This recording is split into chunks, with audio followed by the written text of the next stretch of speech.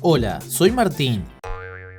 Número 7. La conexión Gilgamesh. ¿Qué pasaría si todos tus héroes favoritos de la historia provinieran de una inspiración original? ¿Qué pasaría si Hércules, Perseo, Odiseo y todos los antiguos guerreros míticos fueran copias al carbón unos de otros? Es una teoría popular que los estudiosos creen que podría ser relativamente cierta. Desde la Edad de Piedra, los humanos han estado regurgitando las mismas fábulas heroicas una y otra vez. Por ejemplo, echemos un vistazo a la extraña conexión entre Aquiles y Gilgamesh. Gilgamesh es el héroe legendario de la antigua Mesopotamia. Su nombre aparece por primera vez en la epopeya de Gilgamesh, escrita por los sumerios hace unos 5000 años. Aquiles aparece en el poema épico La Ilíada, escrita por Homero hace unos 2700 años en Grecia. Y curiosamente, a pesar de las monumentales diferencias de tiempo, lugar e idioma, los héroes y sus historias son casi idénticas. Gilgamesh y Aquiles eran hijos de seres místicos y hombres mortales. El padre de Gilgamesh era Lugalbanda, el rey de Uruk, y su madre era la diosa Ninsun. En el caso de Aquiles, su padre también fue un rey mortal, el rey Peleo, pero su madre era una ninfa marina mágica llamada Tetis. Tener un poco de sangre mágica hizo que ambos hombres fueran más fuertes, más sabios y más atractivos que la competencia. En ambas epopeyas, las madres cuidan muy bien de sus hijos. Luego, convencen a otros dioses para que cuiden a sus hijos mientras los héroes crecen y realizan hazañas sobrenaturales. Gilgamesh y Aquiles comienzan sus historias como hombres arrogantes y egoístas. Gilgamesh es particularmente brutal como gobernante de Uruk, exigiendo que todas las mujeres recién casadas visiten su dormitorio. Ambos héroes también tienen un mejor amigo, que lamentablemente muere durante su viaje. Ambos héroes tienen escenas dramáticas en sus historias en las que lamentan la pérdida de su mejor amigo muerto. Gilgamesh se niega a realizar los ritos funerarios de su amigo Enkidu, y Aquiles hace lo mismo con su amigo Patroclos, negándose a permitir que su cuerpo sea quemado o enterrado. Los finales de las historias también son inquietantemente similares. Aunque bendecidos con sangre divina, Gilgamesh y Aquiles mueren como hombres mortales. En esencia, los cuentos tratan sobre lo que significa ser humano y lo que significa cuestionar la existencia. Puede que no sean héroes idénticos, pero ciertamente se puede ver la conexión y los temas recurrentes en cada historia. Y ahora, el número 6. Pero primero, es hora de agradecer. Gracias a todos nuestros suscriptores por apoyar este canal. Asegúrate de suscribirte si aún no lo has hecho para ver más videos sobre descubrimientos increíbles o dinosaurios o coincidencias históricas.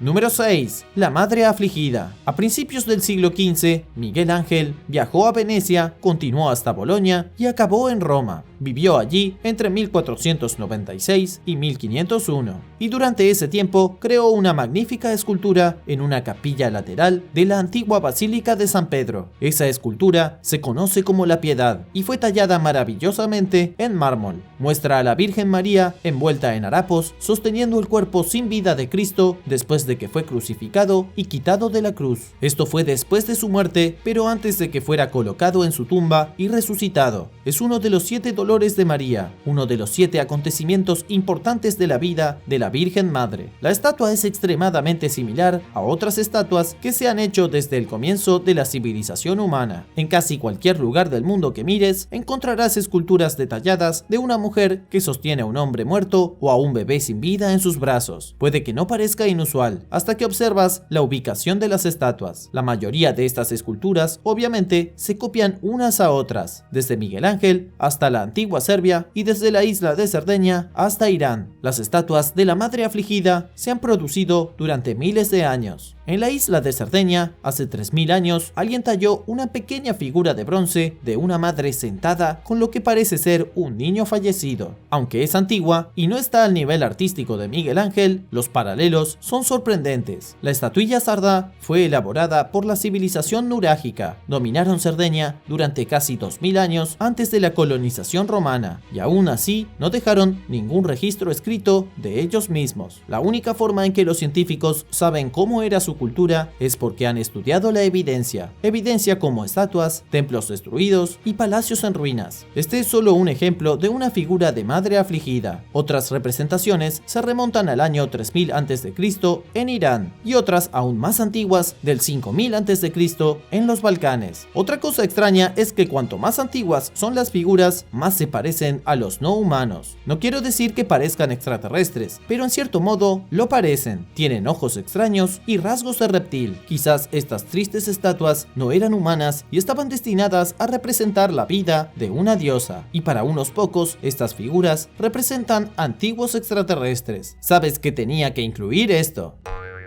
Número 5. Enigma del círculo de piedra. ¿Por qué los pueblos prehistóricos construían círculos de piedra? ¿Cuál crees que fue el punto? Desde los rincones más lejanos de las islas más remotas de Escocia hasta los páramos de Oriente Medio, todavía se conservan extraños monolitos de piedra de la prehistoria. El más famoso es sin duda Stonehenge, pero no es el único, y ni siquiera está cerca de ser el más viejo. Según Alan Hale, de Scientific American, algunos de los primeros círculos de piedra jamás encontrados fueron descubiertos en Egipto. Sí, Egipto, no Inglaterra. Los menhires del desierto del Sahara tienen una antigüedad de unos 7000 años, y los expertos creen que estos círculos de piedra del desierto son los megalitos astronómicos más antiguos del mundo. Fueron construidos mucho antes que Stonehenge, pero parecen casi idénticos. Es como si los constructores de Stonehenge obtuvieran los planos de quien construyó los círculos de piedra en Egipto. Los científicos han estado estudiando estos círculos desde que se inventó la palabra arqueología, y todavía no han podido encontrar una razón definitiva de por qué se hicieron los círculos de piedra, pero tienen muchas ideas sólidas. Algunos círculos de piedra se utilizaron parcialmente como cementerio. A menudo funcionaban como calendarios alineados con el sol, la luna y los solsticios. Los antiguos claramente intentaban rastrear las estrellas usando piedras gigantes. Muchos estudiosos incluso creen que los círculos de piedra fueron los primeros observatorios, pero eso todavía no explica por qué se construyeron tantos de ellos. Tampoco explica por qué casi todas las civilizaciones idearon la misma técnica. Hay más de 1000 círculos de piedra repartidos por África Occidental, construidos entre los siglos 8 y 11. Probablemente se trataba de monumentos funerarios, pero aún parecen idénticos a los círculos de piedra que se han encontrado en Europa. En 1998, arqueólogos estadounidenses encontraron un círculo de piedra en Miami, Florida, y se descubrió otro en New Hampshire, lo que sugiere que los nativos americanos también construyeron círculos de piedra. Es como las pirámides. Claro, los críticos argumentan que hay un número limitado de formas con las que los pueblos antiguos construirían sus estructuras, pero todavía parece extraño que culturas de todo el mundo se centraran en construir enormes pirámides. Es tan extraño como innumerables culturas obsesionadas con construir círculos de piedra.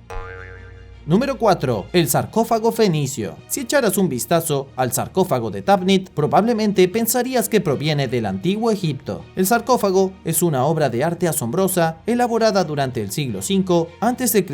Egipto se encontraba en su dinastía 26 en ese momento, con su poder cerca de su apogeo. Los egipcios eran tan poderosos y sus faraones tan influyentes que las costumbres egipcias poco a poco comenzaron a extenderse por todo el mundo. Se podría llamar a esto la americanización de la Edad del Bronce, solo que fue egiptización, que no es una palabra real. El sarcófago de Tabnit no procede del antiguo Egipto, fue construido por los misteriosos fenicios hace 2500 años. El hombre enterrado en su interior era Tabnit, el sacerdote de Astarte y gobernante de Sidón. Fue un rey muy influyente que adoptó las prácticas de los egipcios. El ataúd fue encontrado originalmente en 1887 por el ministro presbiteriano estadounidense William King Eddy. Se abrió la tapa y sacaron la momia. Tabnit se había conservado en una mezcla de un fluido aceitoso de color marrón. No obstante, sorprendentemente, su cuerpo estaba en excelentes condiciones. Partes de su cadáver se habían descompuesto, pero gran parte todavía estaba bien. Incluso sus órganos vitales todavía estaban conservados en su cuerpo. Los fenicios intentaron la momificación, pero nunca se molestaron en extraer los órganos como lo hicieron los egipcios. Lamentablemente para los científicos modernos, la gente del siglo XIX no sabía en realidad qué hacían con las momias. Expusieron la momia a la luz del sol y se pudrió, dejando nada más que huesos. Este es un gran ejemplo de cómo las similitudes pueden extenderse por todo el mundo sin ningún tipo de intervención extraterrestre o percepción divina. Egipto era una sociedad enormemente popular. Su cultura y tradiciones se extendieron a otras partes del mundo simplemente por ser tan influyentes. Los sarcófagos de estilo egipcio de Fenicia son un excelente ejemplo de ello. Si hoy fuera una opción, ¿te gustaría ser momificado al morir? Haznoslo saber en los comentarios a continuación. Y mientras lo haces, suscríbete al canal. Número 3. Hércules y Jesús. Si todos los héroes del mundo son copias de héroes aún más antiguos, ¿no significa eso que Jesús también fue una copia? Hay una teoría particularmente interesante que dice que Jesús se basó parcialmente en el legendario Hércules. Como nota al margen, la mayoría de los estudiosos también creen que Hércules fue una persona real de la Edad de Piedra. Creen que fue un gran guerrero cuya historia se transmitió de generación en generación. Y si quieres seguir esa lógica, se podría decir que Jesús estaba, en esencia, basado en algún héroe desconocido de la Edad de Piedra. Pero miremos la historia más moderna de Hércules para comparar. Hércules nació de una madre terrenal que quedó embarazada de un dios, y en su caso, su padre era Zeus. A lo largo de su vida, Hércules tuvo algunos títulos familiares terriblemente sospechosos. Era conocido como el Salvador y el Buen Pastor. La gente lo llamaba Hijo del Hombre y Príncipe de Paz. También realizó grandes obras que fueron consideradas milagros. Y tras su muerte, Hércules ascendió a la cima del Monte Olimpo en forma de espíritu. Él fue el hijo que se convirtió en espíritu para unirse a su padre en los cielos. Tal vez sea solo un alcance, pero todas estas son las mismas palabras de moda que se encuentran en la historia de Jesús en la Biblia. Hay algunas otras coincidencias en la historia de Hércules. En una leyenda, Hércules derrotó a una serpiente que era la guardiana de las manzanas doradas, y el nombre de la serpiente era Ladón. Era una serpiente malvada gigante que protegía frutos preciosos. Aunque no es exactamente lo mismo, definitivamente se pueden ver los paralelos entre la serpiente de Hércules y la serpiente que tentó a Eva en el jardín del Edén. Pero, ¿Jesús realmente se basó en Hércules? Probablemente la respuesta no sea del todo parecida. La historia de Cristo comparte muchas similitudes no solo con Hércules, sino también con muchas otras historias de la mitología griega. Entonces, Hércules quizás se basó en héroes aún más antiguos antes de que se pensara en la idea de Jesús.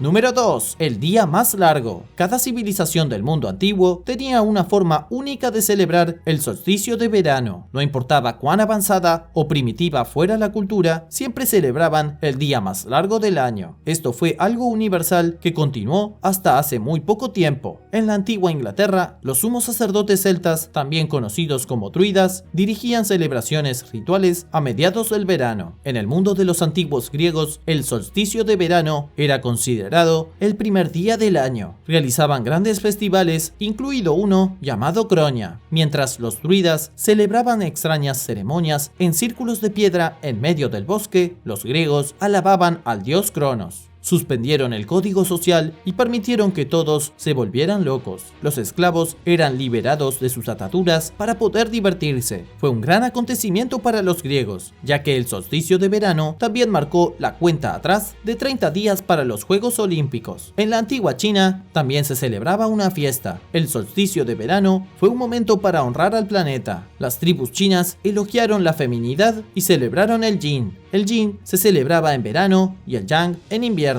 Los chinos estaban muy interesados en la dualidad del universo. Las tribus nativas americanas también participaron en los rituales de verano, y algunos de estos todavía los practica la tribu Sioux. Los únicos casos atípicos son los mayas y los aztecas. Los arqueólogos están bastante seguros de que celebraron el solsticio de verano, pero no están seguros de cómo. Los mayas y aztecas construyeron sus templos y edificios públicos para alinearse perfectamente con las sombras proyectadas durante el solsticio de verano, pero nadie sabe qué tipo de acontecimientos tuvieron lugar. Tal vez hubo mucho sacrificio.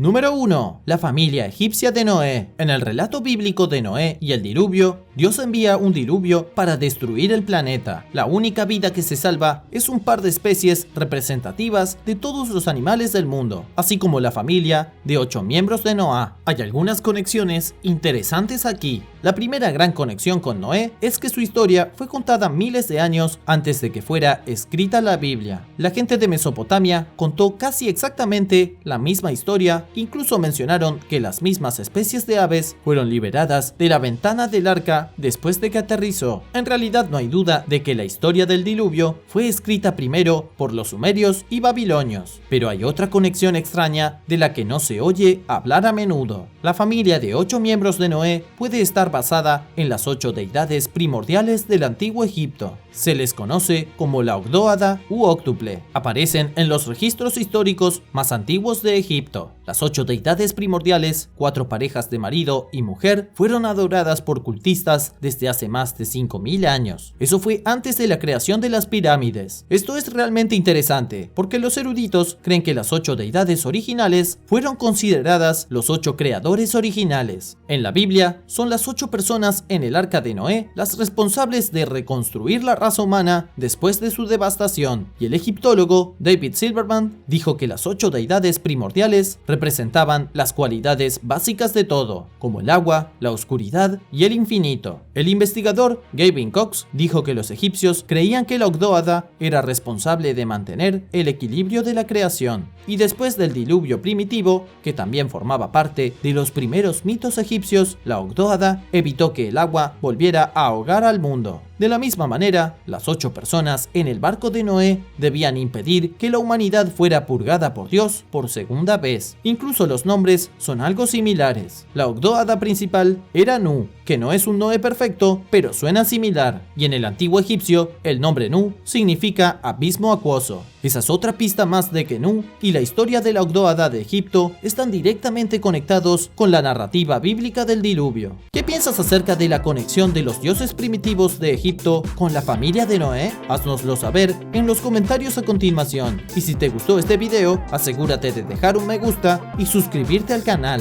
Muchas gracias por mirar y nos vemos en el próximo. ¡Adiós!